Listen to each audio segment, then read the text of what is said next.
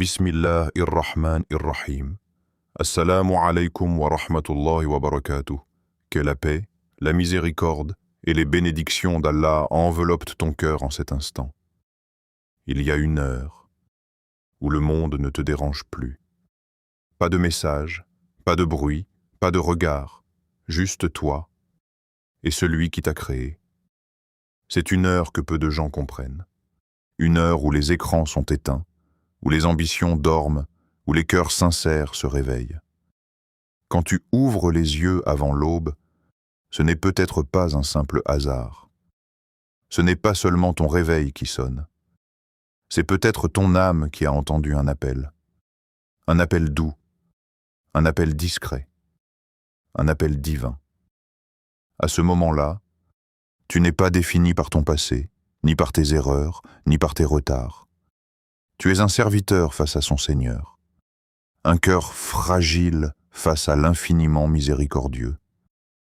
Et si ce réveil était une invitation à te rapprocher, à déposer tes peurs, à demander ce que tu n'oses dire à personne, avant que le soleil ne se lève, Allah t'offre un instant où tout est possible. Premièrement, pourquoi cette heure est différente? Parce qu'à cette heure-là, tout change. Le monde dort. Les responsabilités se taisent. Les regards qui te jugent ne sont plus là. Les attentes disparaissent et pour la première fois de la journée, tu n'as plus besoin de jouer un rôle. Ton cœur n'est pas distrait. Il ne court pas après les notifications. Il ne compare pas. Il ne calcule pas. Il ressent. Ton ego est fatigué. Il n'a plus la force de prétendre, plus la force d'impressionner, plus la force de défendre ton image. Tes défenses tombent. Et c'est là que la vérité apparaît. Tu n'es plus la personne forte que tout le monde voit. Tu n'es plus celle qui gère tout. Tu n'es plus celui qui contrôle tout. Tu redeviens un serviteur, fragile, humble, dépendant. Et Allah aime les cœurs vrais, pas les cœurs parfaits, pas les cœurs qui n'ont jamais fauté, mais les cœurs sincères, les cœurs qui reviennent, les cœurs qui reconnaissent leurs besoins de lui. À cette heure-là, ta voix tremble un peu plus. Tes invocations sont moins formelles. Tes mots sont parfois désordonnés.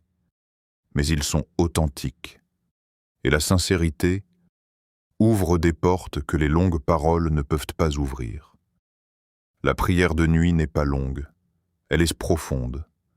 2 unités peuvent suffire à transformer une destinée. Quelques minutes peuvent suffire à réparer un cœur.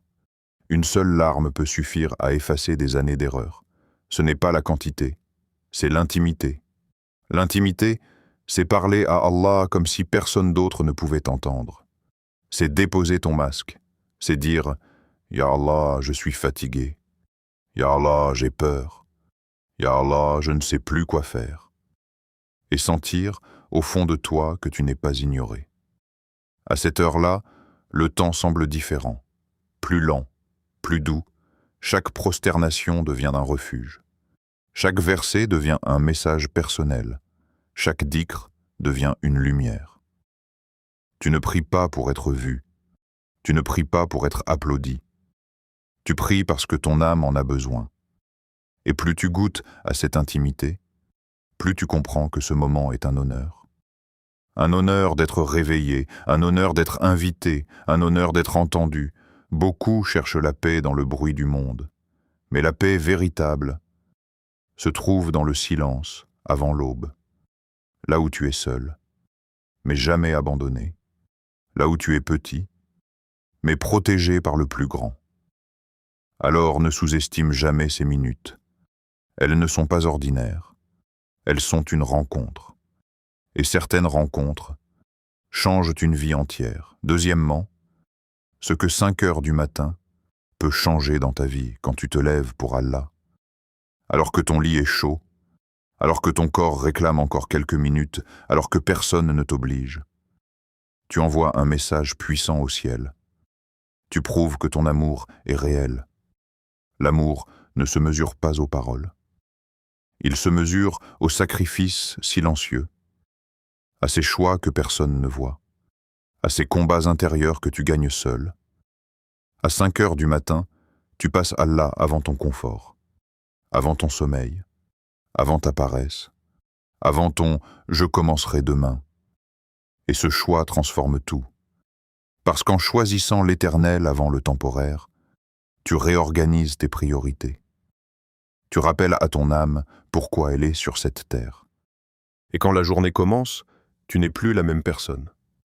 Ta journée devient plus claire, pas parce que les problèmes disparaissent, mais parce que ton cœur est aligné. Tu as déjà gagné la première bataille, celle contre toi-même. Tes décisions deviennent plus sages. Pourquoi? Parce que tu as commencé ta journée en demandant la guidance. Tu as confié tes projets à celui qui contrôle tout. Ton cœur devient plus léger. Les inquiétudes perdent du poids. Les épreuves semblent moins écrasantes. Ce n'est pas magique. C'est la baraka. La baraka, ce n'est pas avoir plus. C'est ressentir plus de paix avec ce que tu as. C'est faire peu, mais voir beaucoup de résultats. C'est vivre une journée ordinaire, avec une sérénité extraordinaire. Quand tu te lèves à 5 heures pour Allah, tu n'ajoutes pas seulement une prière à ta routine. Tu ajoutes une lumière à ta vie. Et cette lumière t'accompagne bien après le lever du soleil. Troisièmement, comment commencer sans te décourager? Le plus grand piège du shaitan, ce n'est pas de t'empêcher de commencer. C'est de te faire croire que tu dois commencer parfaitement. Ne vise pas 1 heure entière. Ne te compare pas à ceux qui prient longtemps. Ne te dis pas « soit je fais beaucoup, soit je ne fais rien ». Non. Commence petit. Mais commence sincèrement. 2 unités de prière, même 10 minutes. Même un moment court où tu te lèves, tu te tiens devant Allah et tu lui parles.